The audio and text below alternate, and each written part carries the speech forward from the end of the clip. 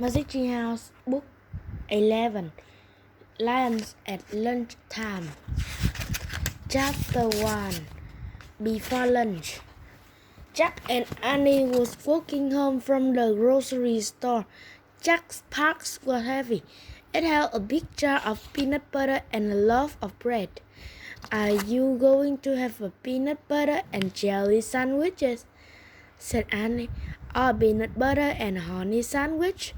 Jack started to answer, but stopped. "Oh man," he whispered, "what is it?"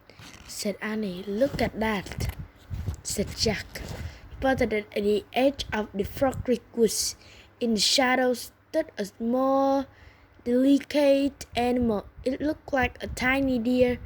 "It's a sign," whispered Annie. "Remember when we saw the rabbit? He was a sign of the Wild West. The deer-like creature leaped into the woods." Jack and Annie didn't stop to think. They followed as fast as they could. Jack's heavy pack thumped against his back as he ran. Finally, he stopped and looked around. "Where did she go?" he said. "I don't see her," said Annie. "Oh, wow," said Annie. She pointed up. That was a magic tree house. It was shining in the noon sun at the top of the tallest tree in the woods. Its rope ladders walled in the shadows below. "Where's Morgan?" said Annie. Morgan Le Fay wasn't waving at them from the window. She wasn't even at the window. "I don't know. Let's go up," said Jack. They climbed the ladder and went into the treehouse. Sunlight streamed through the window. It lit a stack of books and two scrolls in the corner. The ancient scrolls held the answer to riddles Jack and Annie had solved earlier.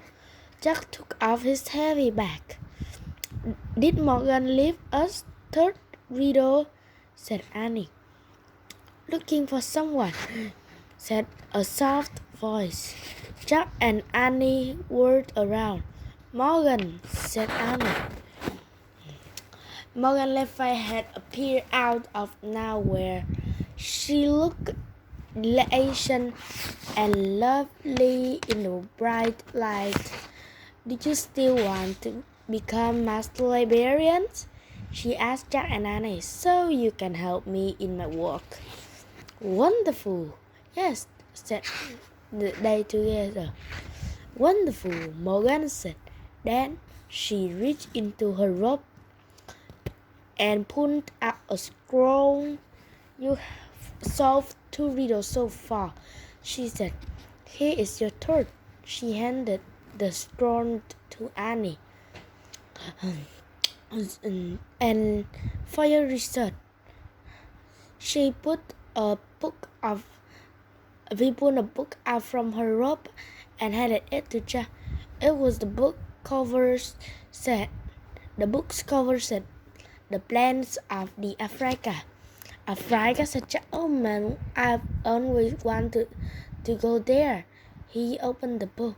He and Annie stared at the picture. It shows the hordes zebras, tall giraffes, big animals with horns, and tiny deer-like creatures. "Hey, that's the animal that led us here," said Annie. "A Thompson gazelle, I believe," Morgan said. "Where are the lions?" said Jack. "You will find out," said Morgan. Maybe we need to plan this trip," said Jack. Morgan smiled. "No, go ahead. Make your wish now." Annie pointed at the picture. "I wish we could go there," she said. "Be careful," said Morgan. "Just keep an eye out." "For what?" said Jack. "The lion, of course," she said. "Wait," said Jack. Too late. The wind started to blow. The treehouse started to spin. Jack squeezed his eyes shut. The treehouse spun faster and faster, and everything was still, absolutely still.